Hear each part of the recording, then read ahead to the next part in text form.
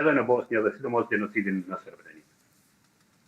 Po, ndërkohë, kur thoni se opozita atje është heterogjene, a ka gjasa, apo a është tani momenti që shqiptarët atje të bashkëpunojnë ndoshta me opozitën serbe, që të krijojnë, po them, një front të përbashkët pastaj demokratik? Po ne kur nuk I kemi ikur dialogut. Ne jemi munduar që duke treguar kooperativitetin tonë dhe interesimin tonë që të bëhemi partner për të zgjidhur problemet e Luginit Preshevës, por çështja është se a do të ketë guxim opozita që të bashkëpunojë me shqiptarët.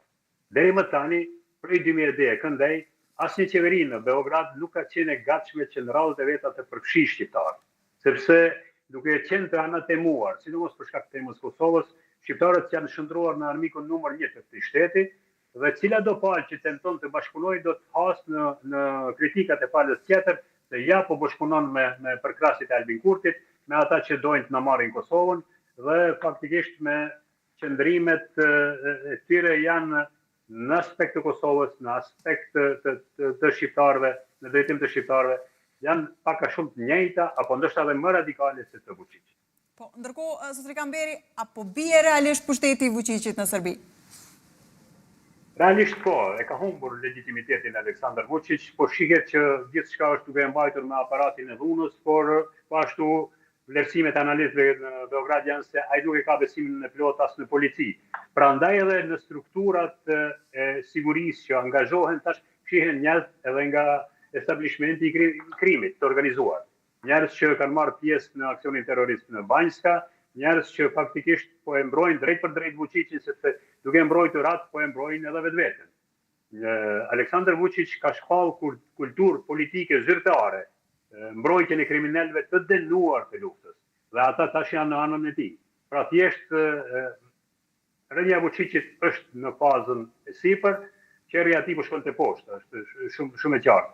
Por në momenti kur do të mbaret nga disa faktorë dhe këtu ajo që është me rëndësi, akoma nuk kemi një qasje apo një interpretim direkt apo drejt për drejt, një përkrahje të drejt për drejt për studentët nga Bashkimi Evropian. Duket se ata janë duke e vlerësuar situatën, po presin çfarë, ndoshta po presin agjendën politike të tyre ta shohin të plot, komplete, për të pasur një qëndrim më konkret. Në anën tjetër kanë disa marrëveshje ekonomike me Aleksandar Vučićin, që sigurisht janë të interesuar të I ruajnë edhe me ata që vinë pas tij. Pra thjesht është mjaft situatë e komplikuar, cilën jeta politike e Serbisë duhet shqetësuar në tërësi, dhe kjo drejt për drejt ndikon që jeta politike edhe shqiptarëve, dhe jeta e zakonshme e shqiptarëve këtu në Luginit Preshevës, qetë edhe më e vështirë. Kur I përmendet ata që vinë pas Vučićit, a I bie kjo që kushdo që vije pas Vučićit do të jetë më mirë për shqiptarët atje, apo situata do të vazhdojë të jetë e njëjtë edhe pas atyre?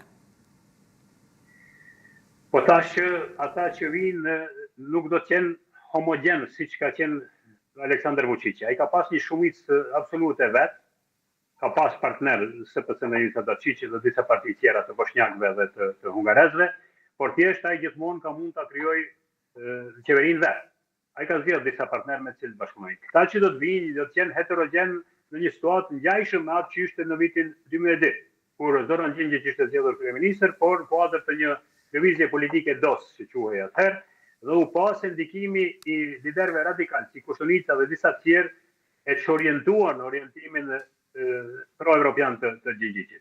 Kështu që edhe këtu ekziston rreziku që pavarësisht vullnetit që studentët shprehin, që të ndërpritet bashkëpunimi me krimin e organizuar, që të ndërpritet korrupsioni dhe ata që nuk kanë agjendë publike sa I përket të drejtave të pakicave, krimeve të luftës, kriminalëve të luftës dhe rrugës pro-evropiane të Serbisë, do të pritet të shohin, dhe nga kjo varet edhe e ardhmja e një qeverie tjetër.